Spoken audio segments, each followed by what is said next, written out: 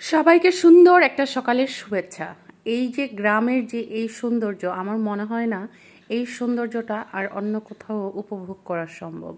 এই জায়গাটা আমাদের বাসার থেকে একেবারে বের হয়েই সামনের একটা অংশ।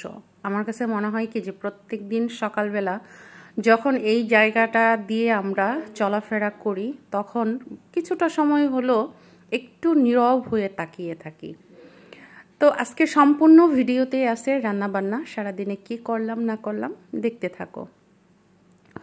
তো ছেলে যেহেতু এবছর রোজাগুলো সম্পূর্ণই করবে, ওর নিয়াইতে আছে, তো রান্নাবান্না সবসময় চেষ্টা করি যে ও আসলে যেটা খেতে পছন্দ করে ওইভাবে করার জন্য।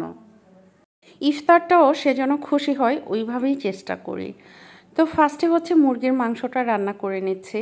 আর আমি সবসময় তোমাদেরকে বলি যে ফার্মের মুরগি তো আসলে ওইভাবে অত সময় নিয়ে রান্না করার কোনো কিছু নেই। মশলাটা ভালো করে কষিয়ে নিয়ে আর মাংসর থেকে যে পানিটা উঠে আসবে ওটা দিয়ে ভালো করে কষিয়ে নিয়ে ঝোল না দিলেও কিন্তু রান্না শেষ করা যায়।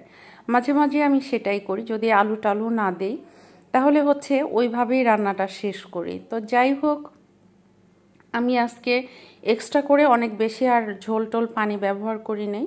মাংসর থেকে যে পানিটা উঠে আসছে ওটাতেই রান্নাটা শেষ করে নিলাম।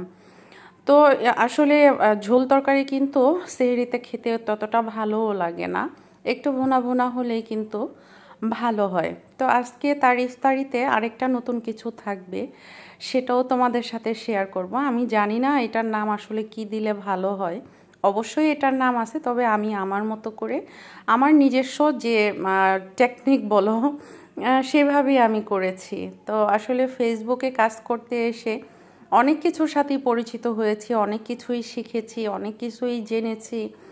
তো প্রত্যেকটা জিনিসেরই আসলে ভালো এবং খারাপ দিক আছে। তো এখন সেই মাংসের জন্য আমি এখানে একটা মিশ্রণ রেডি করে নিব। এখানে কিছুটা চালের গুঁড়ি নিয়েছি, কিছুটা কর্নফ্লাওয়ার আর হচ্ছে ময়দা।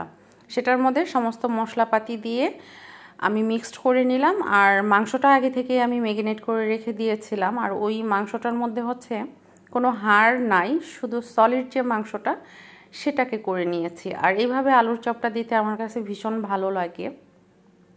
আর আজকের আলুর চপগুলো কিন্তু একটু কিউট কিউট হয়েছিল। যাই হোক, আর সব সময় আমি চেষ্টা করি ইফতারটা একদম মানে গরম গরম অবস্থায় যেন আমরা খেতে বসতে পারি, ওইভাবেই হচ্ছে ভাজাভাজির কাজটা করি।